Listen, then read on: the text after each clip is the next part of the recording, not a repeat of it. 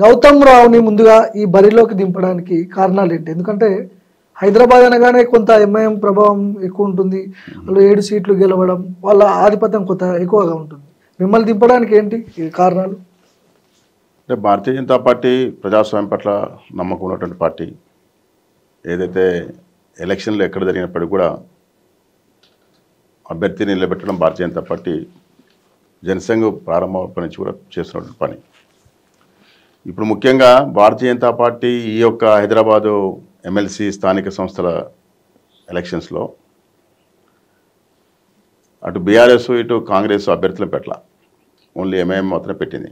కానీ భారతీయ జనతా పార్టీ ఇక్కడ ఉన్నటువంటి ఎంఐఎం దాన్ని ఆగడాలు, దాన్ని అడ్డుకోవాల్సిన అవసరం ఉంది. ఇక్కడ ప్రజలు ఎంఐఎం పెరగొద్దు, ఎంఐఎం పెరుగుదల వల్ల ఇబ్బందులు అయితే వస్తున్నాయో ఇక్కడ ఉన్నటువంటి స్థానికంగా ఉన్నటువంటి ప్రజలందరూ కూడా చూసినారు. ఇక్కడ ఉన్నటువంటి స్థానికంగా ఉన్నటువంటి నాయకులు కూడా, వివిధ పార్టీలో పనిచేసిన నాయకులు కూడా చూసినారు. అయినప్పటికీ కూడా వాళ్ళ స్వార్థం కొరకు అయితే అభ్యర్థులు పెట్టలేదు. ఎందుకు పెట్టలేదు అనేది వాళ్ళు ఆలోచన చేసుకోవాలి. పోటీలో పెట్టాలా, పోటీలో పెట్టలేదు, ఎందుకు పెట్టలేదు తెలియదు. కాంగ్రెస్ పార్టీ చెప్తుంది, కాంగ్రెస్ పార్టీ మాకు సరైన మెజార్టీ లేదు కాబట్టి పెట్టలేదని. అదే హైదరాబాద్లో పార్లమెంట్ ఎలక్షన్స్ జరిగినప్పుడు అభ్యర్థులు పెట్టినారు. అప్పుడు మెజార్టీ మేము కాంగ్రెస్ పార్టీ హైదరాబాద్ పార్లమెంట్లో గెలుస్తామని చెప్పి పార్టీ పెట్టారా? ఎందుకు పెట్టారు అంటే అప్పుడు ఎంఐఎం పెట్టమని కాబట్టి పెట్టారు. అంటే కాంగ్రెస్ అభ్యర్థిని పెడితే ఎంఐఎం గెలుస్తుంది కాబట్టి పెట్టారు. ఇప్పుడు అభ్యర్థిని పెడితే ఎంఐఎం ఓడిపోతుంది కాబట్టి మీరు అభ్యర్థి పెట్టొద్దంటే పెట్టలా. అంటే ఈ పార్టీలు అవుతున్నాయో వాళ్ళ సొంత నిర్ణయాలపైన కాకుండా ఎంఐఎం యొక్క అడుగుజాడలలో ఎంఐఎం చెప్పినటువంటి సూచనల ప్రకారం నడుస్తున్న పార్టీలు మన రాష్ట్రంలో చూస్తా ఉన్నాం. ఇప్పుడు వక్ బిల్లు కూడా అంతే. వక్ బిల్లు కూడా వీళ్ళు సపోర్ట్ చేసినారు.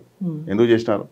వక్ బిల్లు గురించి చర్చ జరిగింది, చర్చలో పార్టిసిపేట్ చేయాలా, దాని సవరణ గురించి పార్టిసిపేట్ చేయాలా. కానీ ఏదైతే ఎంఐఎం వద్దని కాబట్టి మేము కూడా వద్దంటాం అనే ఒక ఆలోచన విధానం అవుతుందో దాన్ని తప్పు అని చెప్పి అంటున్నాం భారతీయ జనతా పార్టీ. అసెంబ్లీ ఎన్నికల్లో కావచ్చు, లోక్సభ ఎన్నికల్లో కావచ్చు, ఎంఐఎం పార్టీకి సంబంధించిన ప్రాంతాల్లో బీజేపీ కానీ కాంగ్రెస్ కానీ పోటీ చేసినప్పుడు ఎందుకు అంత ప్రభావం చూపలేకపోతున్నాయి? అంటే ఈ స్థానంలో ఎంఐఎం ఉంటే ఆ కంచుకోటను బద్దలు కొట్టే ఛాన్స్ ముమ్మాటికి కనిపించట్లేదు. మీరేమో ఇప్పుడు ఎంఐఎంతో పోటీ పడబోతున్నారు, ఏ ధైర్యంతో? అసలు ఎంఐఎంకు ఉన్నటువంటి మెజార్టీ సీట్ల కన్నా కూడా ఈరోజు మిగతా సీట్లు ఎక్కున్నాయి.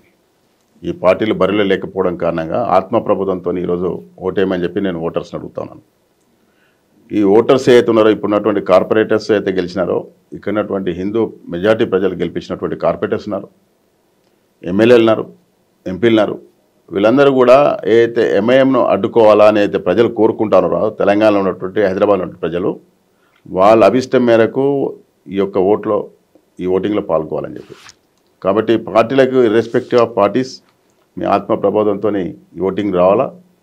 ఒక భారతీయ జనతా పార్టీ అభ్యర్థిగా, ఒక జాతీయవాదిగా, ఈ దేశ అభివృద్ధి కొరకు, హైదరాబాద్ అభివృద్ధి గురించి పాటుపడేటువంటి పార్టీ ప్రతినిధిగానే మేము ముందుకు వస్తున్నాం. కాబట్టి ఏదైతే ఈ యొక్క సమాజానికి అడ్డుగోడగా ఉన్నటువంటి, అభివృద్ధిలో అడ్డుగోడగా ఉన్నటువంటి, ఈ సమాజంలో విధ్వంసకరమైనటువంటి చర్యలు చేపడుతున్నటువంటి ఎంఐఎం పార్టీ, అయితే రజాకార్ల వంశపారంపరంగా వచ్చినటువంటి ఎంఐఎం పార్టీకి ఓటేస్తారా? జాతీయ భావాలు, సమాజం కొరకు పాటుపడేటువంటి, తర్వాత దేశ అభివృద్ధి కొరకు పాటుపడేటువంటి, హిందూ ధర్మాన్ని కాపాడేటువంటి పార్టీకి ఓటేస్తారా? మీరు ఆలోచన చేసుకోమని చెప్పి అడుగుతాం.